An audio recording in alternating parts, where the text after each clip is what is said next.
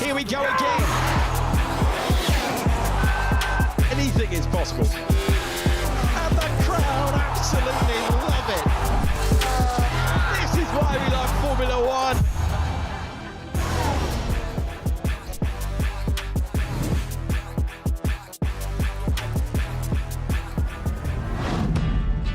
Well, we told you, didn't we, that turn one could prove decisive for this sprint race, and so it transpired.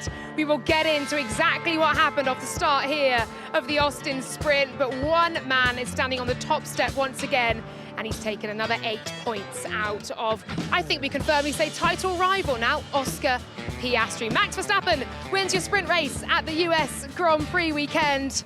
Let's get into it. This is your post-sprint show. Hello and welcome down to the paddock, which is bustling after that brilliant sprint that saw absolute chaos into turn one. Turn one is epic. We knew that something may happen there, and boy, did it. We'll first, though, start with Max Verstappen.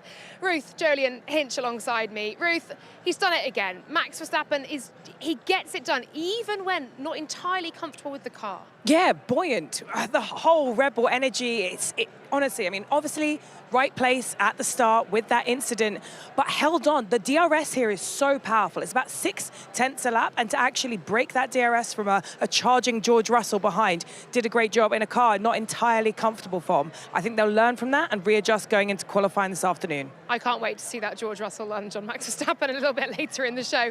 Jolyon, Max Verstappen, I said before, we're running out of superlatives. We are, aren't we? Yeah, I'm out. I'm out. It was done. Perfect for a pundit who's paid to talk for a living. But when he starts on pole, you asked me on the grid, what's going to happen? I've spent 30 minutes saying how difficult the first corner was to keep, but I thought, he'll do it because it's Max. And he got a good launch. He also went really hot into the first corner as well, but with it all, was just clear of that gaggle behind. And once he was at the front, it would have shocked me if George had beaten him from that position, because I know that Max wasn't that comfortable with the car, but George is driving a Mercedes that's not that hooked up either here, and that's why he's only started 5th. So he knows how to deliver a race win from the start, particularly when the McLarens are out, and it's important points.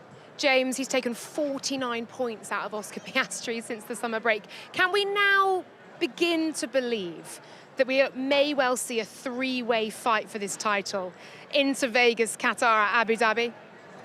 Look, after Baku, and everyone started talking, hey, is this maybe the beginning of the title charge? And I'm like, no, this is exactly what we did last year with Lando. We didn't really have a shot at it, but we like to big it up. I'm like, no, it's cool, but it's not realistic. Then it was after Monza, then he wins Baku.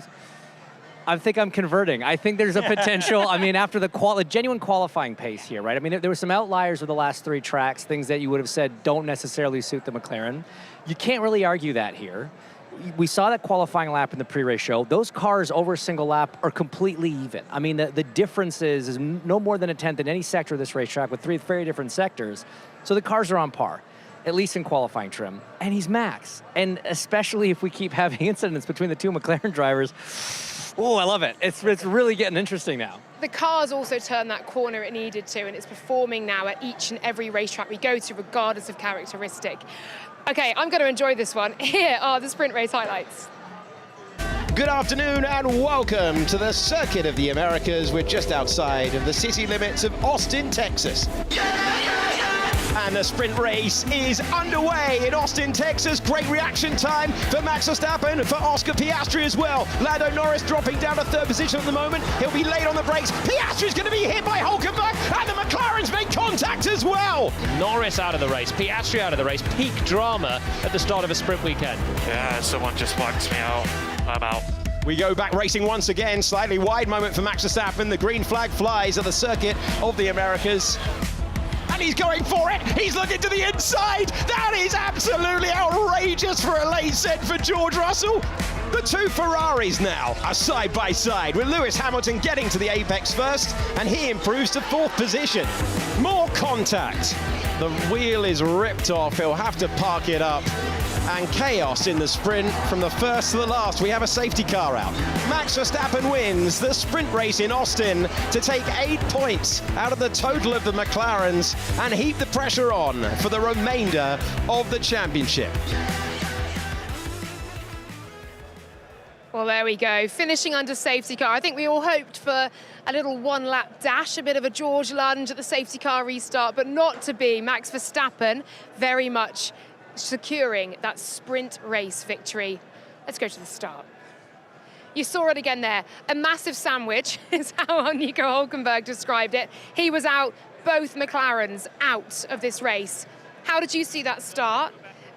Could anyone have done anything differently to avoid what happened? It would have been tough, honestly. It was genuinely a racing incident. I think you look at the replay, all the drivers on the inside got a little bit of a slower start. So, as much as we kind of talked about Lando not getting a great run, Hulk wasn't as good of a run compared to Russell.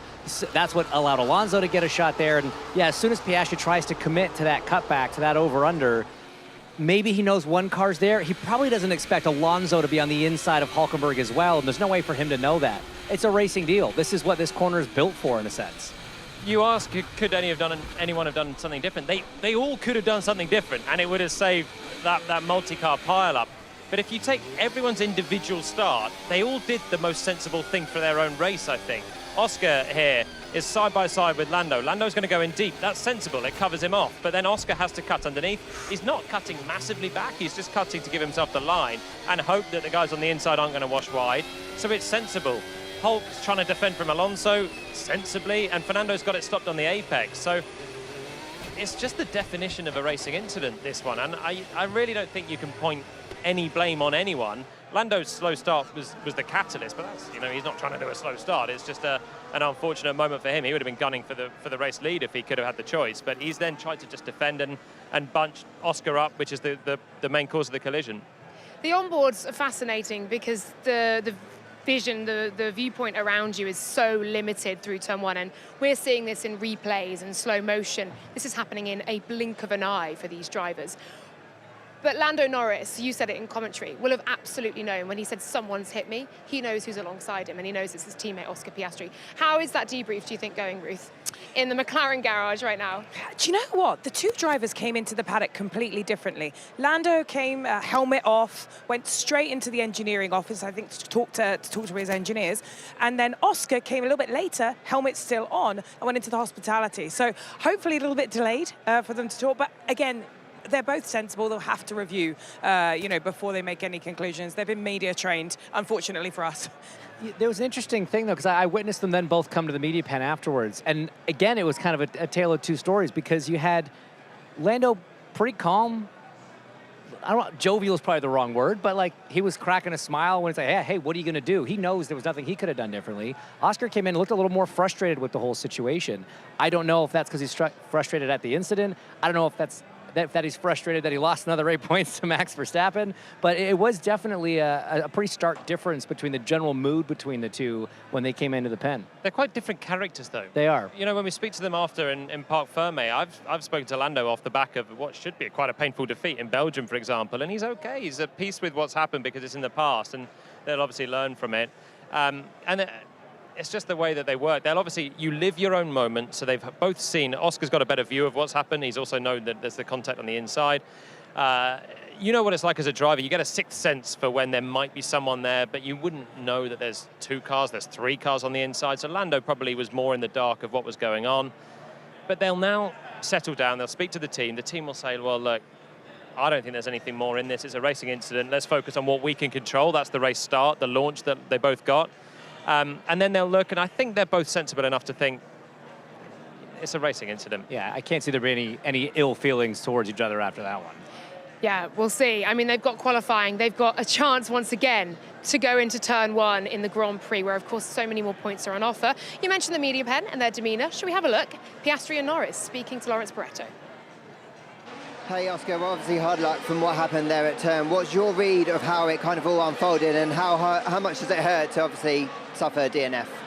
Yeah, it's obviously not ideal, but I actually haven't seen what happened yet. I tried to cut back on Lando, and we're both very far from the apex, and then got a hit, and obviously sent me into Lando, so a shame. I don't know what I'm going to do in that. I just got hit, right? So, no, I did nothing wrong. It's, further back, things happened, and then I just got unlucky and I got hit because of it. So,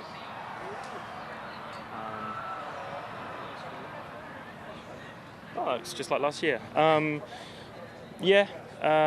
So I don't know. I need to look a bit more carefully. It's more people further back just being a bit careless, and we are the consequence of that. How about Lando? Thank you. I think Zach Brown thinking Nico Hülkenberg had no right to be where he was. You were saying that he won't do what he did, and he did stick it up the inside, but the inside was open, and you can't be a racing driver unless you're willing to do that. But he was trying to defend from Fernando. Yeah. I don't think he was, ambitiously trying to send one up the inside of Oscar, but he was trying to hold back Fernando, who was entitled to go for the inside. He got it stopped and made it nicely there. And that's why I think, Hülkenberg's there side by side. He wasn't egregiously moving to the outside. You had Oscar coming back, and it's exactly the same in my head as the Sainz-Russell one from a few years ago. You had Carlos trying to cut back to try and get the switch back on the exit. You had George smoking it in side by side with someone else, I can't remember who, and they had the same contact. If you're looking for the switch back on the exit, you slightly pinch it, and unless the guy behind isn't sending it in, you risk the contact. The action did not stop at the start, though, and you saw Lando Norris reacting in real time, as I'm sure you all were at home, to the George and Max moment at turn 12 on lap 8. Here it is, racing drivers. Outrageous is how Alex Jakes called it in commentary. What's your verdict? I think he called it pretty well. Outrageous. Not on Alex Jakes' commentary call, to be clear, but on the move. Yeah, I think the description is great. Yeah. Just give feedback on Jakes' commentary.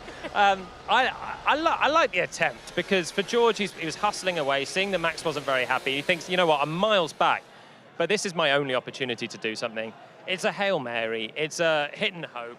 The hope didn't come in. He locks up and goes off. If he hadn't stopped it and stayed on the track, one of the great moves, but he wasn't that close, was he? Well, it's funny because when we first watched the replay, everyone's like, outrageous, right? But when we watched the second one, even you were like, actually, wasn't as bad It's as an you honest thought. attempt, I mean, he's only half a car width off the track at the end. That's like a couple feet, and he pulls that thing off. So it was, I'm with you. Like, it was worth going for it, entertaining for us. I think he knew it was his only shot, so credit to him. Yeah, we loved watching it. Max Verstappen did ask, what on earth was that? The GP telling him, don't worry, he didn't even make the track, didn't even make the corner. But I think gives us a bit of an indication of what we are going to see tomorrow. Turn 1, turn 12, these flashpoints. And of course, we saw turn 12 last year, proving a real moment between Lando Norris and Max Verstappen, and Lando referencing that as well, saying that, just like last year, and this is what we saw last year in this battle between these two.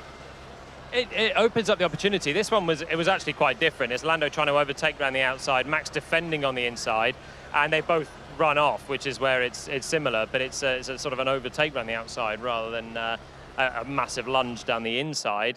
Lando, of course, got a penalty for keeping the place around the outside. I don't know if he's getting that penalty again with the way that the racing guidelines have been written, with Max also running off the road. But the stewarding, for me, was bang on the whole race. The racing incident, obviously, I don't think George deserved a penalty for it. He would have done if he had taken the place, then that would have been an obvious penalty. I'm jumping ahead of the gun, but I thought the Behrman one was a penalty. And obviously, Stroll's going to get a penalty for his wipeout later on. Nice racing, though. Fun. Yeah, great racing. We saw a really good overtake. Charles Leclerc, Lewis Hamilton overtaking Charles Leclerc, albeit because Charles Leclerc had that moment. Do you think that's down to the wind, guys, out there?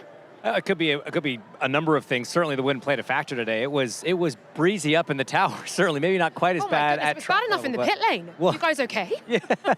We're all right. We survived. We made it back down safe. But yeah, these cars are so sensitive, and we see here from Lewis's onboard through turn 6, little gust of wind can just kick the thing out. It would have been a crosswind at that part of the racetrack, and that's what got him close enough to then capitalize into 12. Big defense there from Leclerc, but Hamilton played that brilliantly to get it done. I enjoyed seeing the big defense. It's nice to see teammates really getting their elbows out with each other. Of course, that's a 7-time world champ and a possible future champ, but a generational talent in Leclerc as well, trying to fight for a little bit of what's the word I'm looking for? Authority of.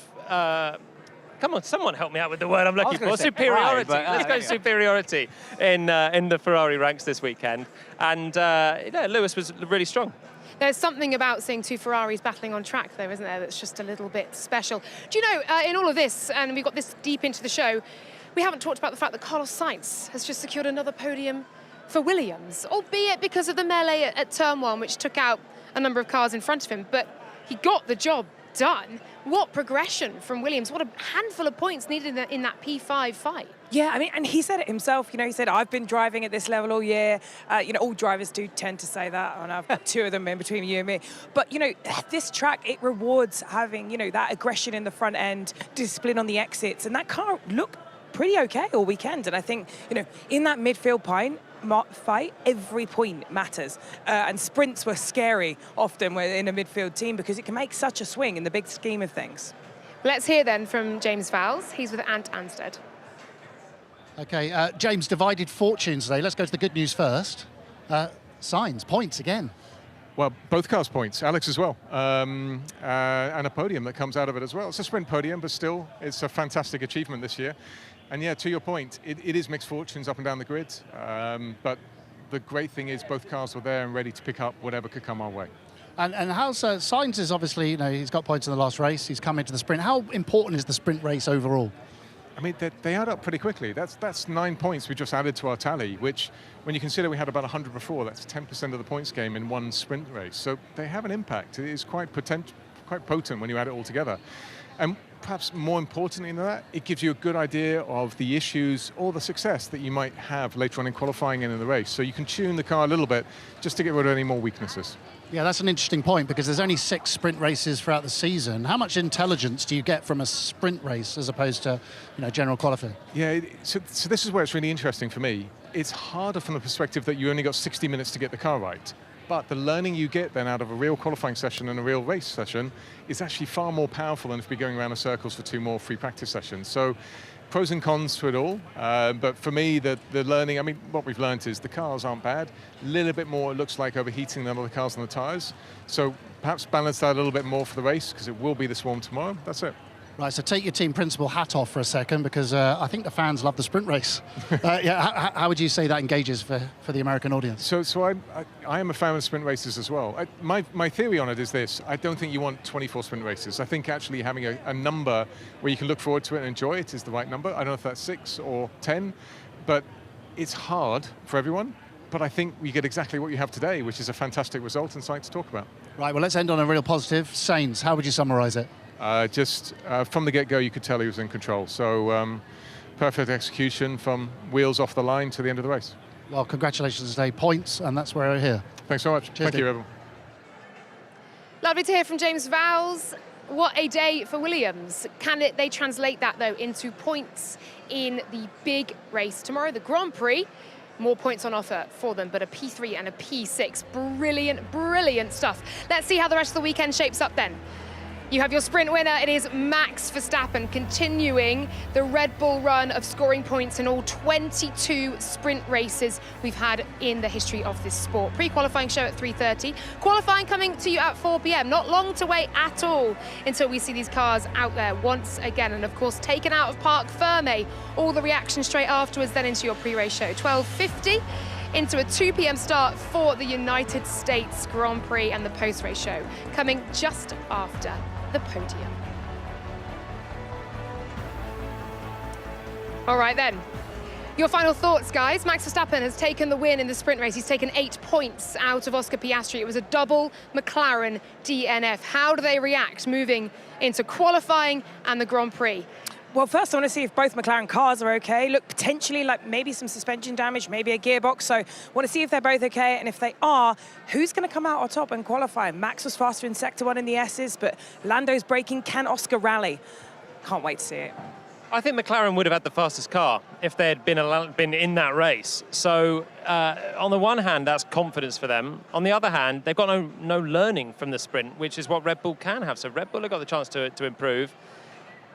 Let's see what happens later on. They go to war again, and obviously grid position is pretty crucial, as we've just seen. I want to see if some of these outliers can still keep up the pace. I mean, Carlos Sainz, with that finish, it's not like he came from all the way in the back. We got to give Yuki Tsunoda a bit of a shout out for that incredible first lap and getting up into the points from 18th. Dragging Hulk's front wing along with him. Nobody saw that coming. Incredible. Yeah. But it's not like Sainz qualified all the way down there and got that lucky in turn 1. And with those points, he got up into the top 10 in the Drivers' Championship. This was a driver that a few races ago was languishing back in the high teens. I want to see if the likes of Williams, the likes of Sauber, and the likes of Aston Martin can still be competitive once everybody's now had more than just a 60-minute practice session to figure it out. Look, the 8 points were on offer for the win today. It's not as big a swing as it might have been, as you mentioned, Jolien, if this was a Turn 1 incident in the Grand Prix itself. We will have, of course, more points on offer. A long way to go is the noise coming from McLaren. It doesn't seem that long, though, does it? Well, if one of them wins the Grand Prix tomorrow, that will, if Max at least is second, that will just completely negate the advantage that Red Bull have got. And of course, Red Bull and Max have got to keep on piling on the pressure. I still think McLaren are going to be feeling that pressure even more now, though. And it's harder to perform under pressure, we all know it. So it's very much game on. Game on for qualifying later on. Worth noting that Oscar Piastri has won the Grand Prix on every sprint weekend so far this year. Can he do it again today? We'll have to wait and hope the car is okay first. A double McLaren DNF drama in the sprint race and qualifying to come. Keep it here on F1 TV. We'll see you later.